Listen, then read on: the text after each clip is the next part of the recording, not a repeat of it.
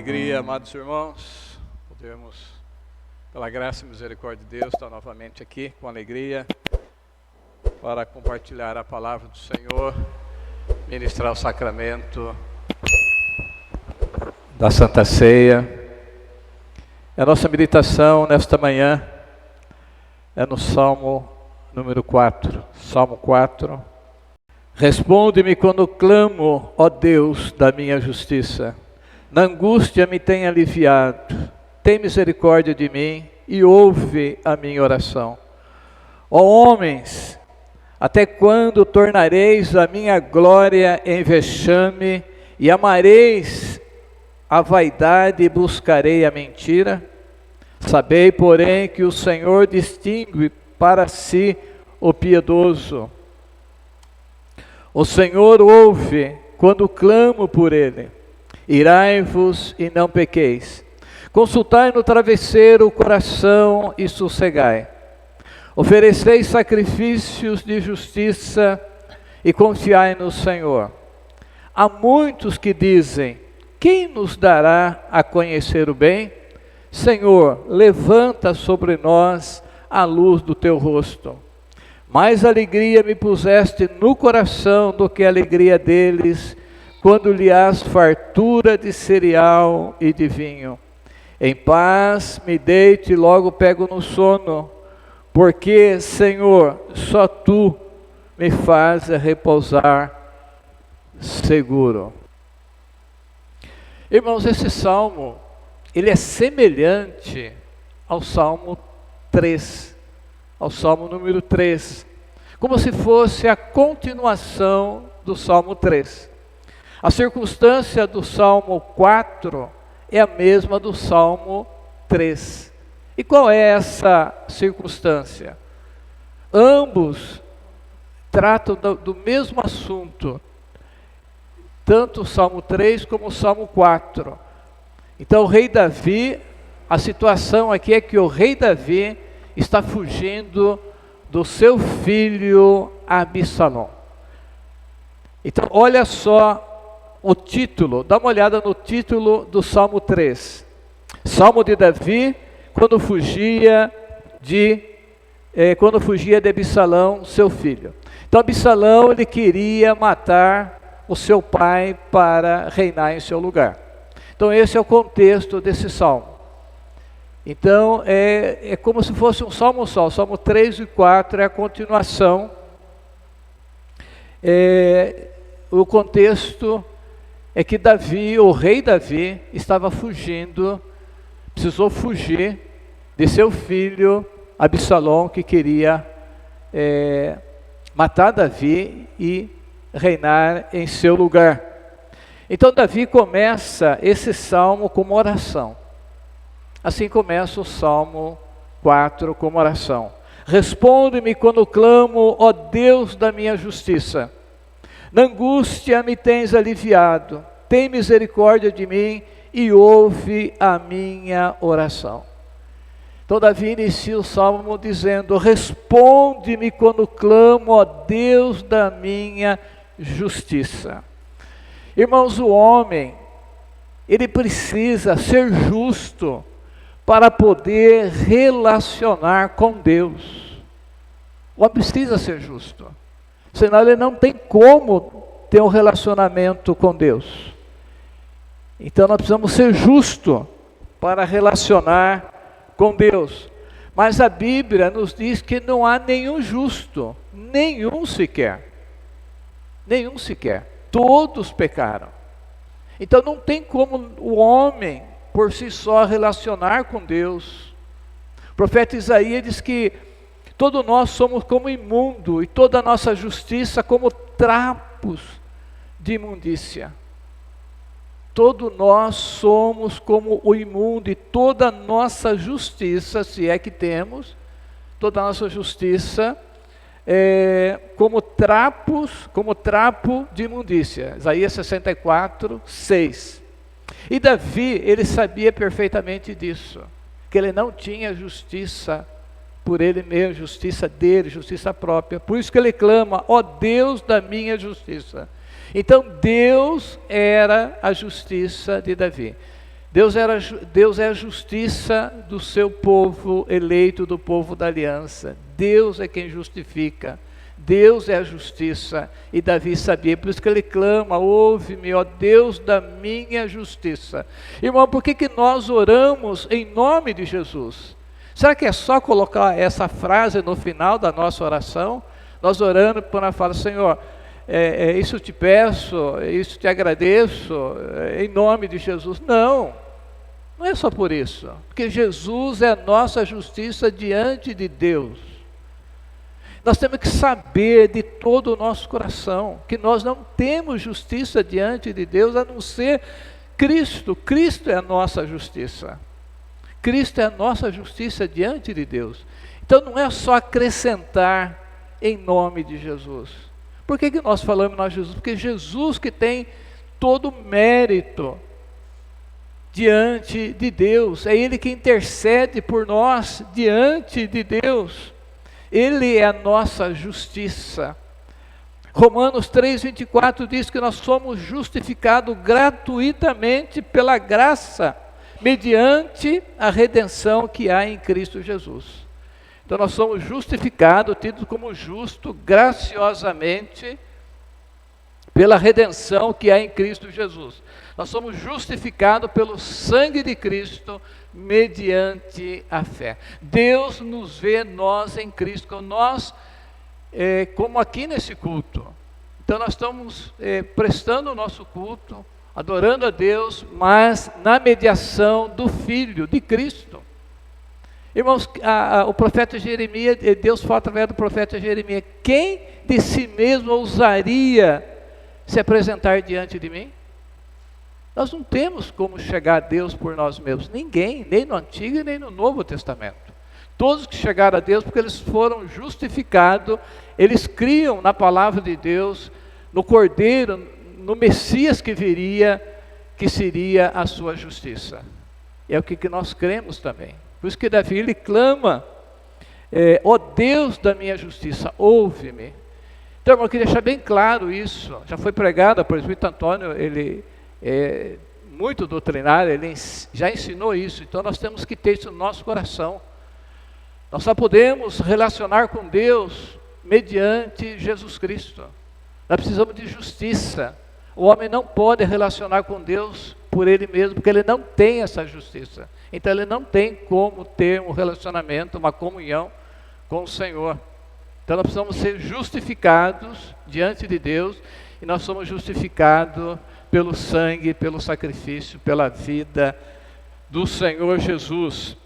E o versículo 2: ó homem, até quando tornareis a minha glória em vexame e amareis? Até quando?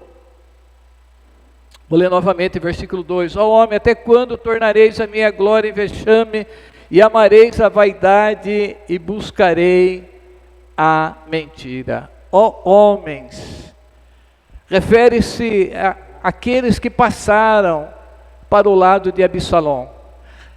Davi está falando daqueles que estão seguindo Absalom. Ó homens, até quando tornarei a minha glória em vexame e amareis a vaidade e buscarei a mentira? Até quando tornareis a minha glória em vexame? A NVI, a tradução da NVI fala: a minha honra, até quando se vão tornar a minha honra em vexame? Por que isso, irmãos? Porque Davi era rei de Israel. Davi foi ungido pelo próprio Deus. O próprio Deus ungiu Davi, escolheu Davi para ser rei em Israel. E Absalão e o povo que o acompanhava tentaram acabar com a reputação de Davi. Estavam tentando manchar a honra de Davi. É isso que Davi está dizendo aqui: até quando, homens, tornareis a minha glória ou a minha honra em vexame? É isso que eles estavam fazendo, tentando fazer. Denegrir a imagem de Davi, acabar com a reputação de Davi, manchar o caráter de Davi com acusações falsas e mentirosas. Então Absalão, na sua vaidade de ser rei, procurava matar Davi para apossar do trono de Israel. Vocês conhecem esse episódio, né? Quando eles chegavam ali, logo de manhã, para o rei fazer justiça, para julgar a causa de cada um, Absalão ia lá e conversava: se tivesse alguém para ouvir a vossa causa, que é justa, se eu fosse rei aqui, eu ia atender todos vocês. Então Absalão começava a furtar o coração do povo, já preparando o caminho para esse golpe contra o seu próprio pai. Então Absalão, na sua vaidade de ser rei, ele tenta matar e apossar do trono. Para isso, irmão, ele arregimentou um grande exército, isso com mentiras e falsidade. Muitos estavam seguindo Absalão inocentemente.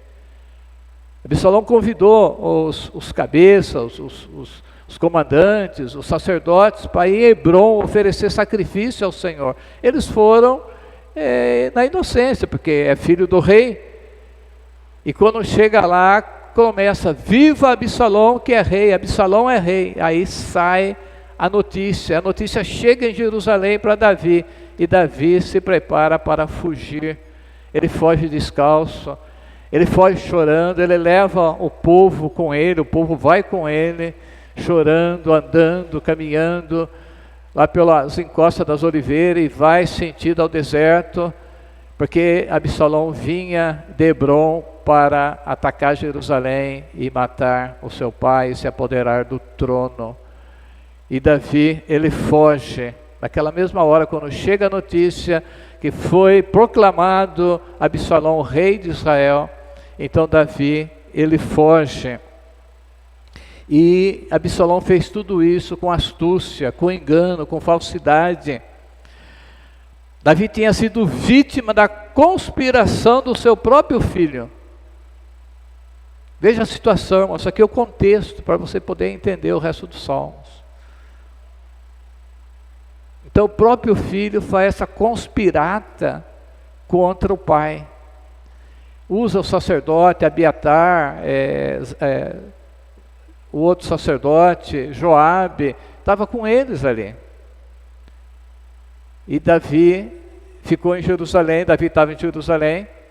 Absalão fala: eu vou pedir permissão para o pai para ir a Hebrom oferecer sacrifício, porque ele estava lá em Gerar, agora ele voltou, Deus trouxe ele de volta, segundo a palavra dele, agora ele ia oferecer um sacrifício. Aí ele fez essa conspirata contra o seu próprio pai. Isso está lá em 2 Samuel, capítulo 15, você vê a história, essa história aqui. Olha o versículo 3. Sabei, porém, que o Senhor distingue para si o piedoso. O Senhor me ouve quando eu clamo por Ele. Irmão, Deus distingue, Deus conhece aqueles que são piedosos. Então Ele está dizendo isso aqui: Deus sabe quem eu sou. Deus sabe quem é o que meu filho está fazendo contra mim. Deus distingue para si o piedoso. Piedoso é aquele que teme a Deus.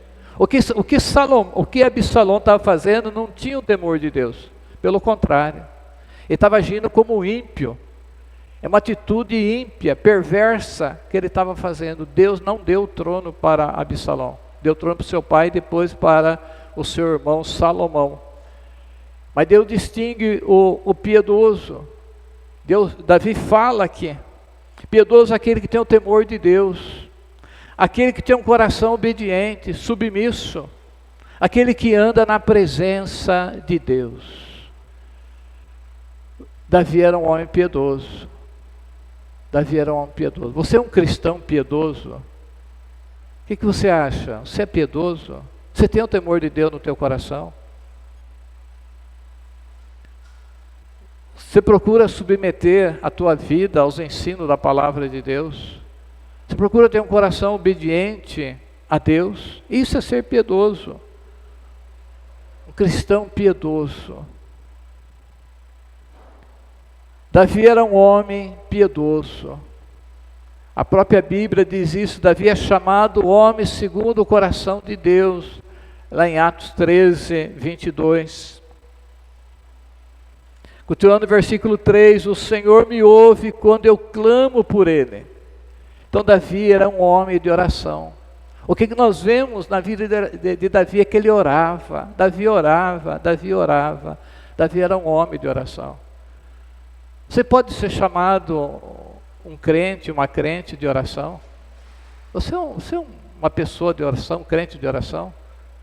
Ou você ora assim, de vez em quando dá vontade, uma oração aí de segundos?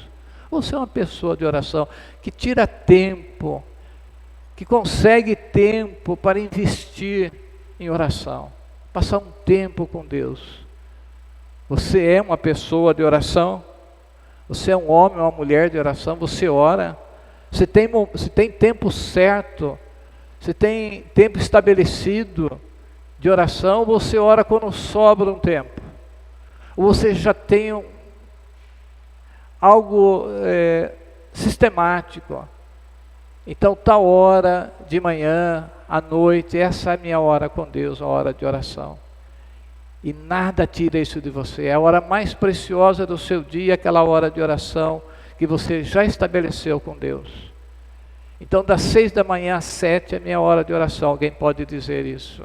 Outro pode dizer das 7 às 8, depende da vida de cada um. Ou à noite, das 9 às 10 da noite é a minha hora de oração. Seja uma hora, seja meia hora, seja 2 horas de oração. Nós precisamos ser homens e mulheres de oração, irmãos. Essa é a vida cristã normal, comum. Não tem nada de exagero nisso. Se a gente deixar para orar só quando dá vontade, só quando surge uma dificuldade, temos que orar sempre, como diz a palavra de Deus. Olha o versículo 4. Irai-vos e não pequeis, consultar no travesseiro o coração e sossegai. Irmãos, alguns dos aliados de Davi, alguns dos seus soldados, estavam prestes a perder o controle, ali naquela situação. Davi, com toda a cautela, toda a prudência, como um grande guerreiro, como um grande líder militar, Davi estava conduzindo aquele grupo ali, que saíram praticamente fugido de Jerusalém, e muitos já estavam perdendo a calma, estavam perdendo o controle. Então Davi alerta acerca da ira pecaminosa. Irai-vos e não pequeis. Lá em Efésios também fala. Irais e não pequeis, não se põe o sol sobre a vossa ira. Irmãos, a ira é um atributo de Deus. Deus é o Deus que se ira todos os dias, diz a palavra de Deus, que é o Salmo 7, Salmo 9. E Deus, Ele concedeu a nós esse atributo também, chama atributo comunicável. Tem alguns atributos que pertencem só a Deus, só a Trindade. Tem outros atributos que Ele concedeu aos homens. Mas por causa do pecado, esses atributos foram corrompidos também. Deus nos deu amor, que é um atributo dele. Deus nos deu justiça, a bondade. Deus, a misericórdia é um atributo de Deus. Aqui a ira é um atributo de Deus. Só que a ira de Deus é sempre justa e santa. A ira humana, existe uma ira humana justa, certa, necessária, irmão. Nós precisamos irar. É necessário. Sem essa ira a gente não tem como julgar as coisas. Só que a nossa ira certa, justa, ela passa rapidamente, mais rapidamente, por uma ira pecaminosa. Muito rápido. Então, por isso que a Bíblia fala, irai-vos. Nós temos que irar. Irar contra a maldade, contra o pecado. Se vê alguém maltratando uma criança, você tem que se irar. Se vê certo tipo de injustiça, você tem que ficar indignado. Só que essa indignação, é tão fácil ela se tornar pecaminosa. Tão fácil. É difícil controlar a ira. Nós precisamos irar contra o mal, contra a injustiça, contra o erro. Só que não podemos fazer justiça com as nossas próprias mãos. Então a gente se perde rapidamente, a gente fica irado, mas de uma forma errada, pecaminosa, em poucos segundos. Então por isso que a Bíblia fala, irai-vos, mas não pequei. Então há uma ira justa, que repudia, que abomina o mal. Uma santa indignação. Você ficou indignado com uma coisa errada. Isso nós precisamos ter. Isso Deus tem. Mas a ira humana, nós não temos controle. Por isso que a Bíblia fala, irai-vos e não pequeis. Para que a nossa ira justa se torne uma ira pecaminosa rapidamente. Então irai, isso que Davi está dizendo para os seus homens, irai, mas não peque. Você tem que ficar indignado contra Absalão, contra o exército que está nos perseguindo, mas cuidado, para essa ira não se tornar uma ira pecaminosa. Irai-vos e não pequeis. Como é possível isso? Você deve ter visto na tua vida já, quando você ficou irado de uma forma justa, mas daqui a pouco aquilo que era justo já se tornou pecaminoso. Você já falou, você já ofendeu, você já fez coisas pecaminosas também, por causa daquela situação que você sentiu indignado. Então é muito difícil controlar a nossa ira, mas é um dom de Deus. Deus nos deu isso aí. Nós temos que saber usar a ira de forma certa. Irai-vos e não pequei, consultai no travesseiro o coração e sossegai. Consultar, que palavra bendita é esta, né? Consultar no travesseiro o coração e sossegai. À noite, quando estamos deitados, é bom pensar, é bom refletir o estado espiritual do nosso coração. Vocês fazem isso? Vocês consultam à noite, quando você deita, o seu coração? Espiritualmente falando, você consulta? Você examina o coração? Precisamos sempre, irmãos, aferir. Aferir é ajustar. Ajustar o nosso coração, a nossa consciência com a palavra de Deus. Então, quando você for deitar, não só quando for deitar, mas usando o texto aqui, examine o teu coração. Mas examine de acordo com a palavra de Deus, com a palavra do Senhor. Não existe nenhum outro padrão mais elevado do que a Bíblia Sagrada. A Bíblia Sagrada é o padrão. Não sei se você lembram, que antigamente tinha fiscais que eles iam no mercado, onde tinha aquelas balanças, não eletrônica de precisão como é hoje. Eles iam aferir as balanças. Eu já falei, acho que é isso aqui.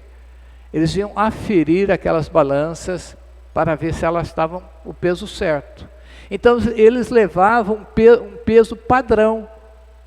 Vamos por aí, não sei se era 1 quilo, meio quilo, algumas gramas. E tinha os 2 pratos da balança e eles pesavam ali, colocavam o padrão para ver se estava realmente aferida, se estava correta. Então, irmãos, é a palavra de Deus que faz isso em nossa vida, na nossa consciência, no nosso coração. Nós usamos a palavra de Deus para saber como que está o nosso coração. Como que foi esse dia? Como que foi aquela situação naquele local, com aquela pessoa? Está dentro dos padrões bíblicos. Então é isso que nós precisamos, irmãos.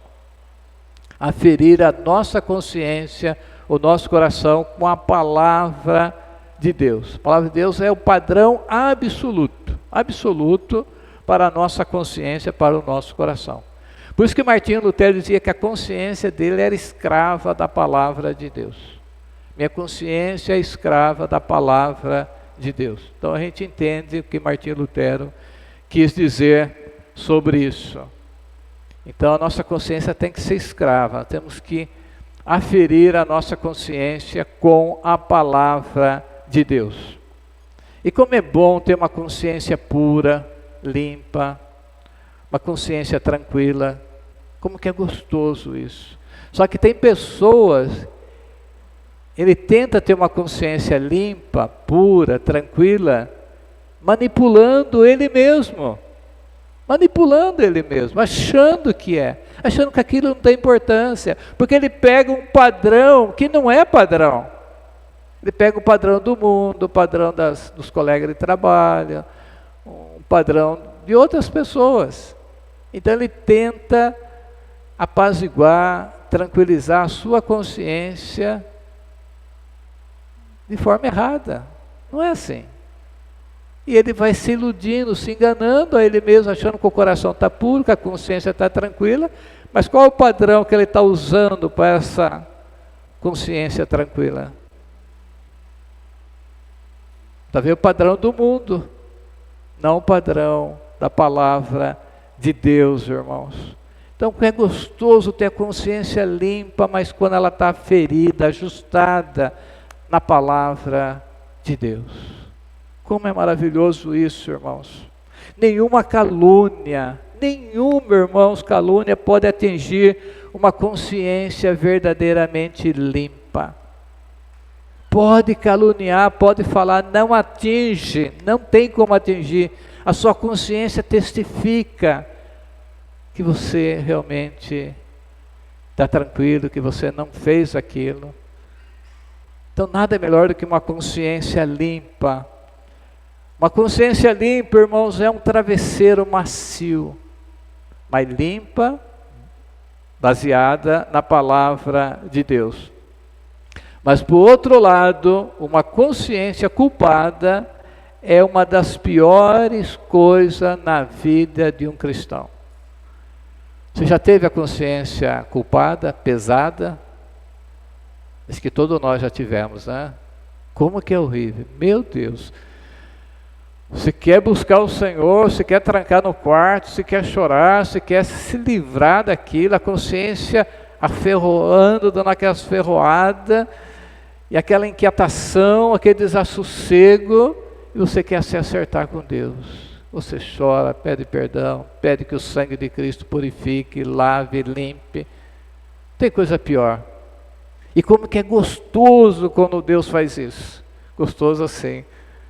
Porque Deus está trabalhando, Deus está cuidando, Deus está nos levando até o desespero. Não desespero, desespero assim. É que nem aquele cordeirinho, aquela ovelhinha que cai no lamaçal, ela quer sair dali, ela se bate, ela luta, subir os barrancos, para se sentir livre daquele lodo. Então é assim, a gente fica desesperado, consciência acusando de alguma coisa errada. Isso é muito bom. É bom não fazer, né? Mas se chegar a fazer, é bom que Deus nos leve. Levou Davi a isso, quando ele adulterou com Betseba. O Salmo 51, o Salmo 32, 38, fala sobre isso. Uma consciência culpada, irmão, não precisa de acusadores. Não precisa, irmãos, de acusador. É como um verme que corrói a alma. E por que o incrédulo não tem isso? Dificilmente. Só se ele fizer uma coisa muito grave, se ele traiu a esposa, traiu o marido, alguma coisa que vai dar uma consequência, aí a consciência pesa. Porque a consciência dele já está cauterizada, já não funciona mais. Ele não tem parâmetro nenhum para a sua consciência. Mas do crente não. O crente não, ele tem. O crente tem, irmãos. O crente tem. A consciência pesada é a pior coisa na vida de um cristão. Mas graças a Deus que nós temos o nosso Deus que nos justifica em Cristo Jesus, nós temos sangue de Cristo. Então, uma consciência pesada, ninguém precisa falar nada, porque ela já corrói, ela já nos esmaga. Então devemos consultar no travesseiro o coração e sossegai. Mas sossega o teu coração no travesseiro, se a tua consciência estiver realmente limpa, segundo a palavra de Deus. Não tente tranquilizar, sossegar o teu coração.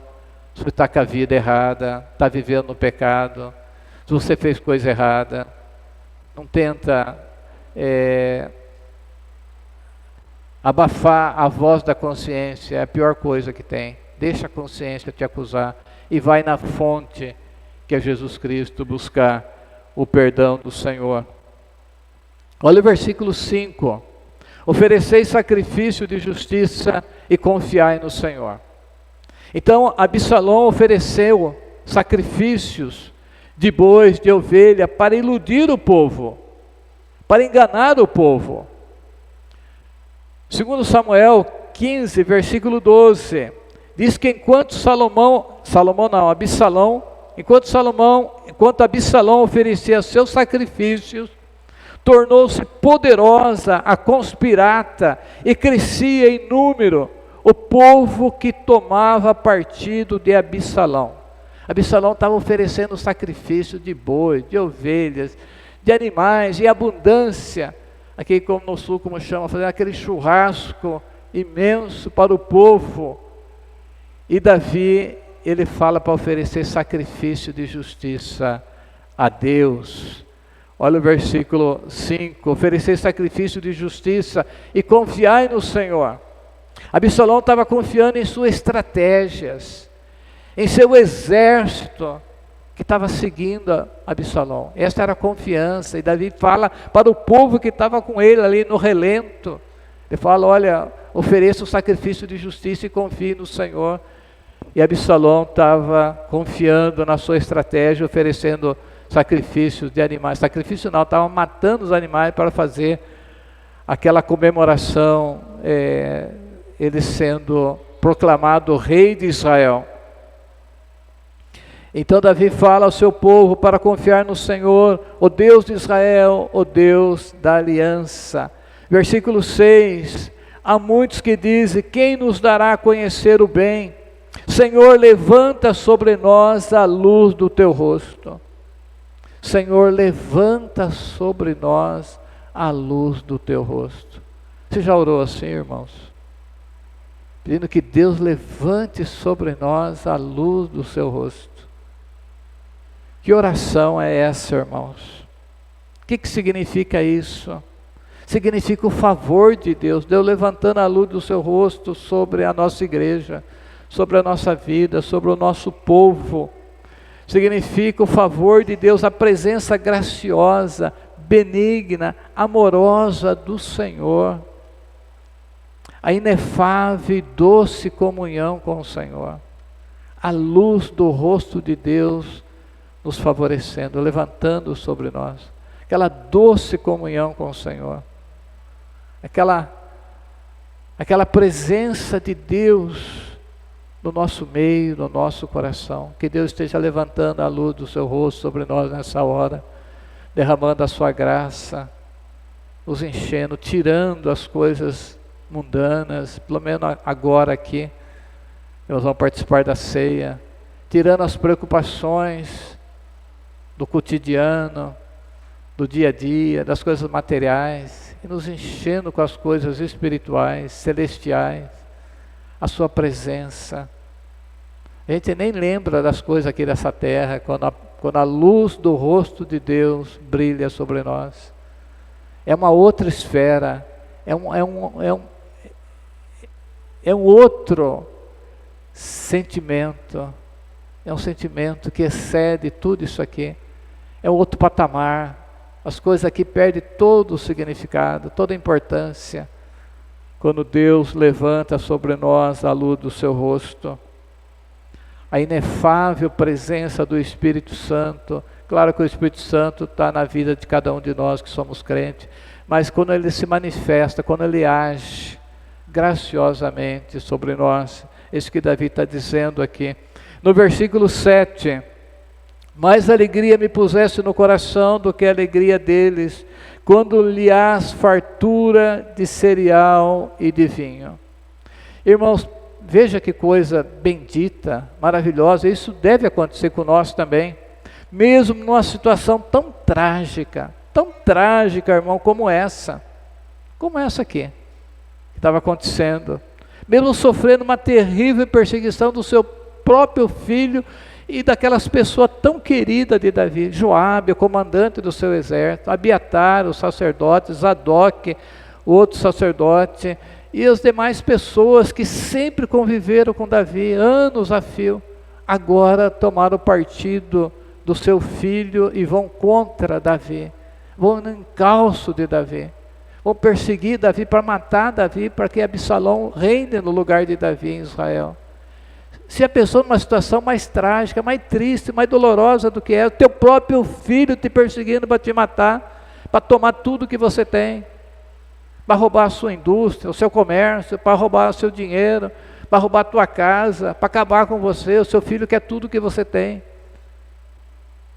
E o que Davi fala aqui? Mais alegria me puseste no coração do que a alegria deles. Irmão, Davi, ele se alegra em Deus numa situação como essa. Você consegue imaginar isso, irmão? Isso é vida cristã, isso é realidade, isso é verdade, precisa ser verdade em nossas vidas. Nós precisamos alegrar no Senhor sempre. Outra vez digo, alegrai-vos no Senhor, lá no hospital, lá no velório, lá quando falta o dinheiro, quando chega a conta. Como você vai se alegrar no Senhor? Mas o que a palavra de Deus está nos dizendo, alegria no Senhor permanece fluindo em meio às lutas e às tribulações da vida.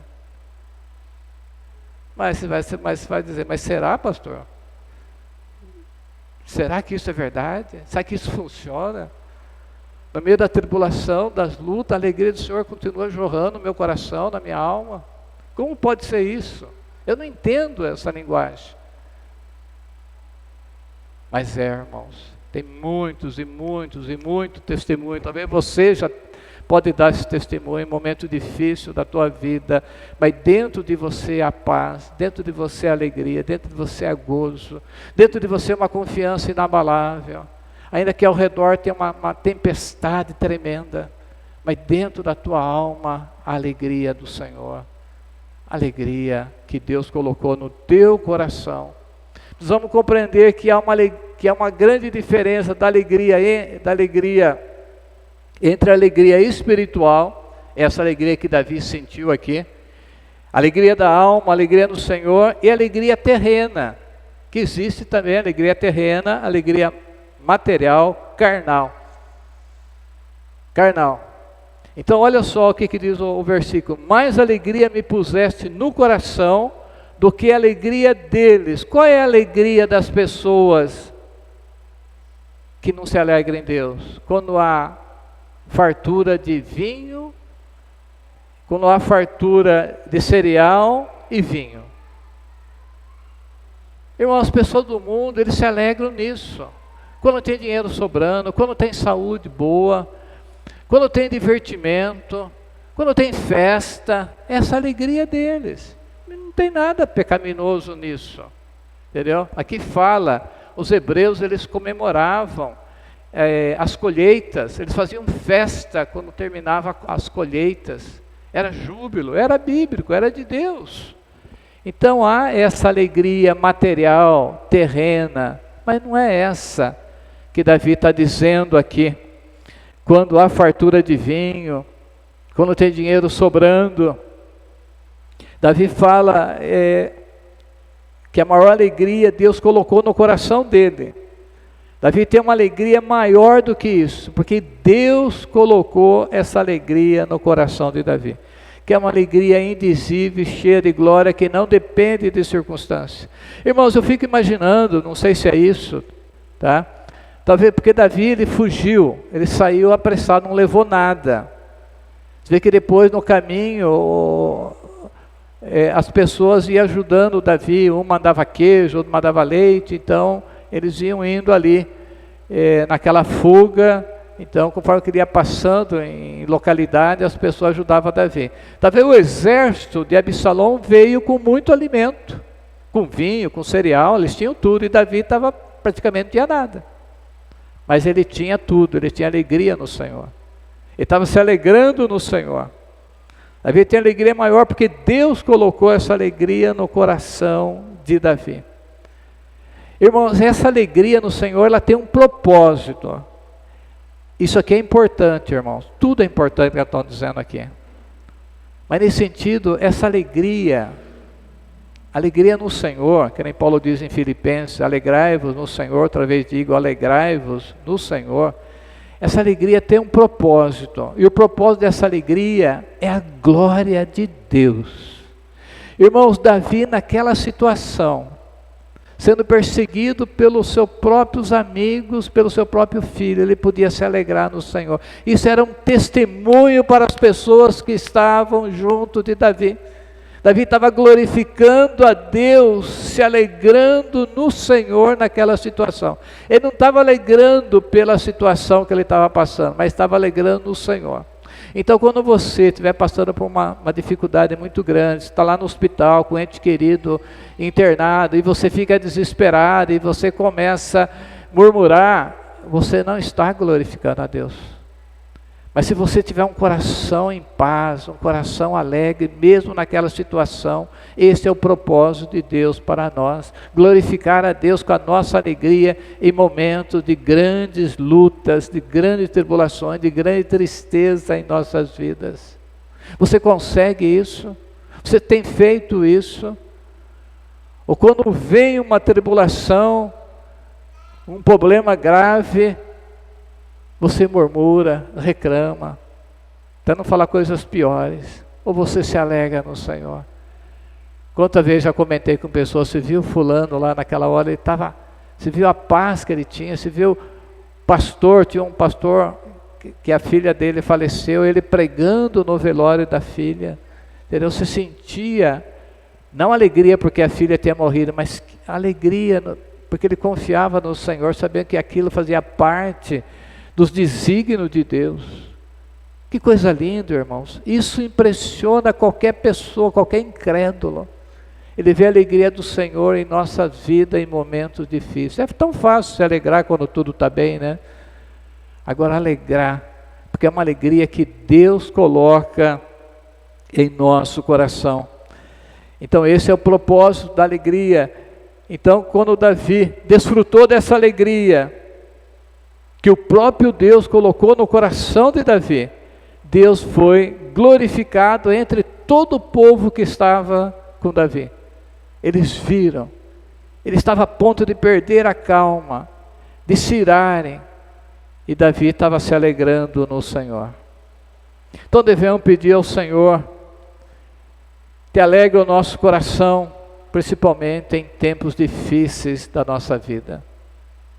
Quando vier a tempestade, ore ao Senhor, Senhor, alegra a minha alma, Senhor, alegra o meu coração, para enfrentar essa situação de forma digna, de forma que eu possa honrar o Senhor, as pessoas possam ver, mesmo nessa situação, meu filho está nessa situação, minha esposa, meu marido, mas eu quero honrar o Senhor, com a minha paz, com alegria no meu coração, não quero ter amargura na minha alma, num momento desse, não quero que saia nenhuma palavra que possa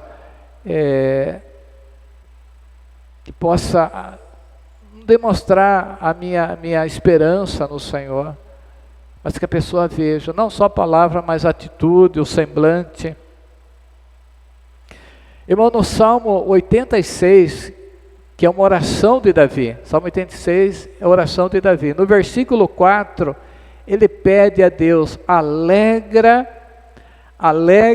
a alma do teu servo, porque a ti eleva a minha alma. Então Davi nesse salmo ele pede a Deus, alegra a alma do teu servo. Eu faço quase todos os dias, não vou dizer todos os dias, porque acho que já passei algum dia, mas todos os dias eu faço essa oração. Senhor, alegra a minha alma, alegra a minha vida, alegra meu coração, independente do que eu estou passando, do que eu posso passar, pede de coração. Senhor, eu levo a minha alma ao Senhor nesta hora em oração, de manhã, de madrugada, a hora que estiver orando. Senhor, alegra a minha vida, alegra a minha alma, Senhor. E Deus faz isso, irmãos, é impressionante, é maravilhoso, é verdadeiro. Deus alegra a nossa alma. E a gente enfrenta aquele turbilhão de problemas, mas com a alma alegre. Mas nem sempre, muitas vezes a gente fica nervoso, a gente solta umas palavras que não devia soltar, a consciência já pesa, já é uma tristeza danada, mas que não seja rotineiro isso de vez em quando, mas na maioria das vezes que Deus alegra a nossa alma. E concluindo aqui no versículo 8, último versículo: em paz me deito e logo pego no sono, porque, Senhor, só Tu me fazes repousar seguro. Como é possível isso, irmãos? Como é possível isso? É possível porque está registrado pelo Espírito Santo nas Escrituras. Em paz me deito e logo pego no sono. Irmãos, como é possível isso? Davi estava sendo perseguido pelo seu próprio filho.